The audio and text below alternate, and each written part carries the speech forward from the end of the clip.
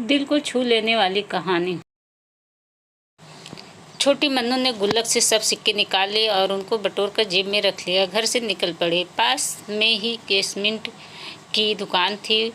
उसके जीने वह धीरे धीरे चढ़ गए। वो काउंटर के सामने जाकर खड़ी हो गए और बोलने लगी, पर छोटी सी मन्नू पर किसी का भी ध्यान नहीं गया और ना ही उसकी आवाज़ किसी को सुनाई दे रही थी। सब अपने अपने कार्यों में व्यस्त। दुकान मालिक का कोई दोस्त बाहर देश से आया था, वो भी उससे बात करने में व्यस्त था। तभी उसने अपनी जेब में से एक सिक्का निकालकर काउंटर पर फेंक दिया। सिक्के की आवाज़ से सबका ध्यान उसकी ओर गया। उसकी तरकीब काम आ गई। दुकानदार उसकी तरफ आया और उससे प्यार से पूछने लगा, बेटा तुम्हें क्या चाहिए? उसने अपनी जेब से सब सिक्के निकालकर अपनी छोटी सी हथेली पे रख लिया और बोली कि मुझे चमत्कार चाहिए।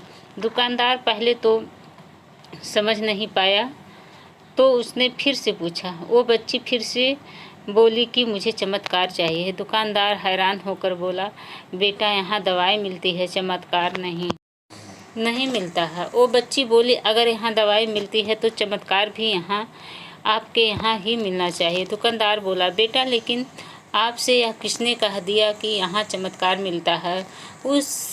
अब उस बच्ची ने विस्तार से बताना शुरू किया। अपनी तोतली जबान से वह बच्ची बोली, मेरे भैया के सर में ट्यूमर हो गया है। पापा ने मम्मी को बताया है कि डॉक्टर 4 लाख रुपए बता रहे थे। अगर समय पर इलाज ना हुआ तो कोई चमत्कार ही इसे बचा सकता है और कोई संभावना नहीं है।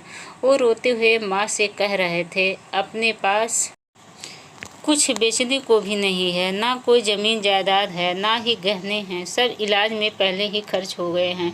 दवा के पैसे बड़ी मुश्किल से जुटा पा रहा हूँ। वो मालिक का दोस्त उसके पास आकर बैठ गया और प्यार से पूछने लगा, अच्छा कितने पैसे लाई हो तुम चमत्कार खरीदने को? उसने अपनी मुट्ठी से सब रुपए निकालकर उसके हाथों में रख दिया। जब उसने वो रुपए गिने तो 21 रुपये 40 पैसे थे।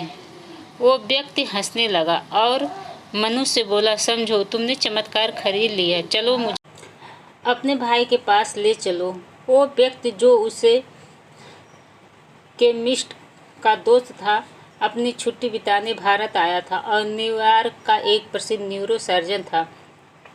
उसने उस बच्चे का इलाज 21 रुपये और 40 पैसे में किया और वो बच्चा सही भी हो गया। आखिर प्रभु ने मनु को चमत्कार बेच ही दिया। वो बच्ची बड़ी श्रद्धा से उसको खरीदने चली थी, वो उसको मिल गया। प्रभु सबके पालनहार हैं। उनकी मदद ऐसे ही चमत्कार के रूप में मिलती रहती है। बस आवश्यकता है तो सिर्फ सच्ची श्रद्धा की, क्योंकि परमात्मा तो हर कण कण में व्याप्त है। तो भाइयों और बहनों, ये थी आज की कहानी। अगर कहानी अच्छी लगी होगी तो वीडियो को लाइक, कमेंट, शेयर कीजिएगा। और हाँ, सबसे ज़रूरी बात ये है कि अगर आपने अभी तक मेरे चैनल को सब्सक्राइब नहीं किया है तो प्लीज़ सब्सक्राइब करें।